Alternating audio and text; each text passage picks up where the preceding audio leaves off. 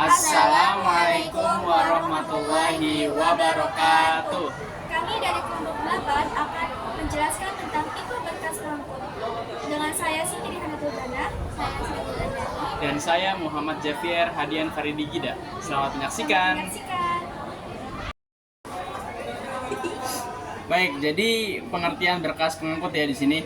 Berkas pengangkut adalah kumpulan jaringan silem dan flume yang tersusun dalam pola tertentu untuk mengangkut air, mineral, dan hasil fotosintesis ke seluruh bagian tumbuhan.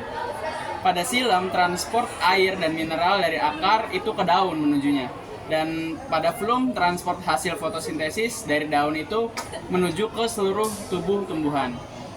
Yang pertama ada tipe kolateral, yaitu berkas pengangkut di mana silem dan flume terletak berdampingan atau bersebelahan dalam satu radius. Kolateral tuh dibagi menjadi dua, ada kolateral terbuka dan kolateral tertutup. Kolateral terbuka itu memiliki kambium di antara silem dan flume, sehingga memungkinkan pertumbuhan sekunder. Yang kedua tuh ada kolateral tertutup, tidak memiliki kambium sehingga tidak dapat mengalami pertumbuhan sekunder. Ciri-cirinya seperti silem di sebelah dalam ke arah pusat, terus flume-nya di sebelah luar. Ada kambium di antara silem dan flume pada tumbuhan dikotil. Contoh tumbuhannya ada jagung, kacang tanah, dan padi. Lokasi umumnya ditemukan pada batang dan daun. Tipe yang kedua ada tipe bikolateral. Berkas pengangkut dengan silem berada di tengah, sedangkan flume ada di dua sisi, dalam dan luar silem. Ciri-cirinya silem di posisi tengah, flume internal ke arah pusat, dan flume eksternal ke arah luar.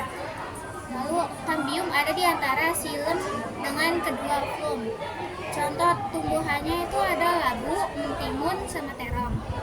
Lokasinya terutama pada batang familia Cucurbitaceae dan Solanaceae. Selanjutnya ada tipe konsentris, yaitu amfifasal. Nah, berkas pengangkut dengan silem mengelilingi flume di bagian tengah secara melingkar. Nah, ciri-cirinya itu ada flume di bagian pusat, ada silem mengelilingi flume, tidak ada kambium, struktur seperti lingkaran konsentris. Nah, seperti gambar yang ada di sini, yaitu ada konsentris amfifasal. Nah, yang hijau tuanya itu ada kambium, bernama kambium. Nah, terus yang coklatnya itu silem, dan yang hijau ada titik-titiknya itu flume. Nah, gitu.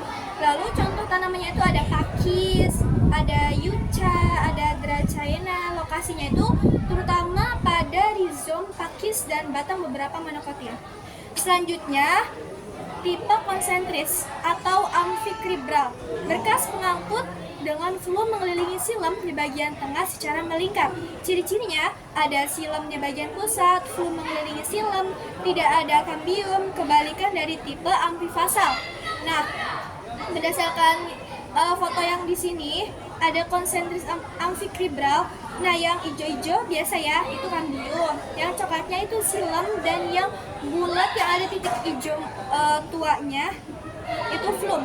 Nah, contoh tanamannya apa? Beberapa spesies pakis sama Lycopodium atau paku kawat. Lokasinya pada tangkai, daun, petiole, dan beberapa batang Pteridophyta. Selanjutnya ada tipe radial. Berkas pengangkut dengan silem dan flume tersusun secara berselang-seling dalam pola radial seperti jari-jari roda. Nah, seperti foto di sini itu radialnya itu hijaunya kambium biasa ya, silem coklat, flume-nya yang bulat ada bulatan-bulatan hijau. Nah, terus ciri-cirinya apa? Silem dan flume terpisah secara radial, tersusun bergantian seperti jari-jari, pusat berupa jaringan empulur, tidak ada kambium pada monokotil. Contoh tanamannya apa? Wortel, yaitu di akarnya, lobak di akarnya, kentang di akarnya, dan jagung juga di akarnya. Lokasinya di mana? Khusus ditemukan pada akar baik monokotil maupun dikotil muda. Lalu ada perbedaan utama berdasarkan susunan. Kolateral dan bikolateral, silem flume-nya itu berdampingan. Lalu ada konsentris, salah satu mengelilingi yang lain. Flume mengelilingi silem atau silem mengelilingi flume. Lalu ada radial, khusus pada akar. Berdasarkan radial tersusun seperti jari-jari roda tuh, nah itu radial. Lalu ada berdasarkan lokasi, ada kolateral, di mana ada di batang dan daun. Lalu bikolateral, adanya batang tertentu atau di Cucurbitaceae, nah di situ ya.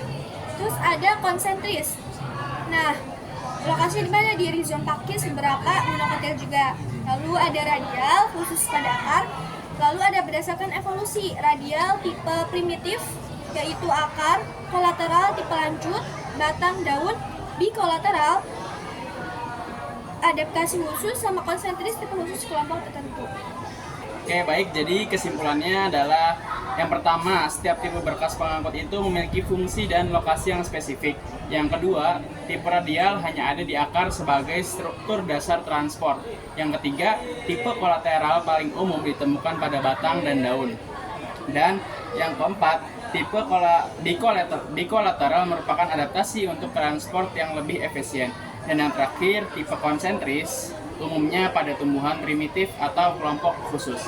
Sekian dari kelompok 8, kurang lebihnya mohon maaf.